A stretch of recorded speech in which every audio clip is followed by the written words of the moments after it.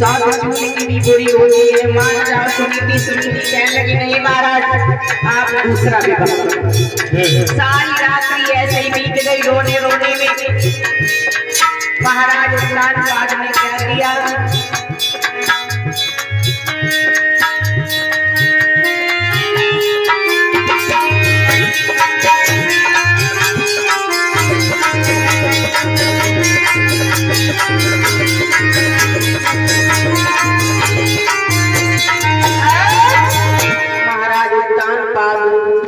अपनी कचहरी में पहुंचे हैं। जैसे ही सूर सरदार मंत्री उठकर के खड़े हो गए।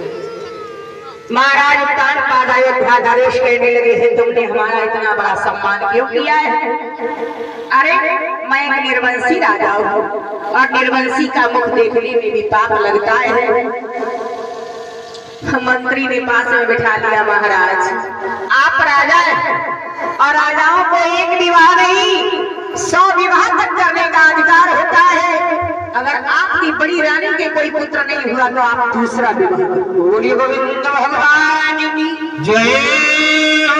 महाराज मन में सोचने लगे कि जो बात रात्रि को रानी ने कही थी वही बात मंत्री भी कह रहा है। क्या मैं दूसरा विवाह कर सकता हूँ?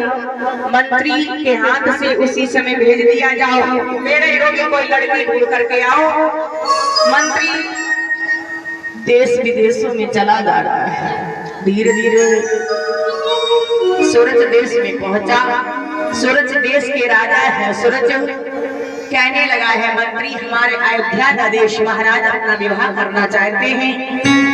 मंत्री ने महाराज सूरज ने अपनी बेटी सुरती की लग्न पत्र का मंत्री के हाथ से भिजवाया। अब जब जैसे ही आया है मंत्री लग्न पत्रिका को लेकर के, ऐसी कौन सी पत्नी होगी जो अपने पिया को दूल्हा बनाएगी महाराज? लेकिन रानी सुनीति जो है वो पतिव्रता है।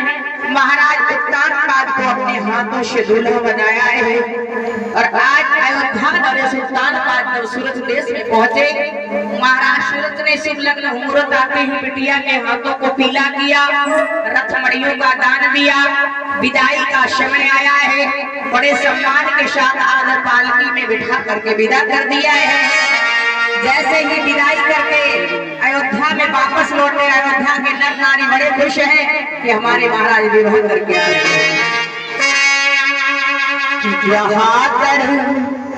अवध में आए खुशी तरुणी मनाई।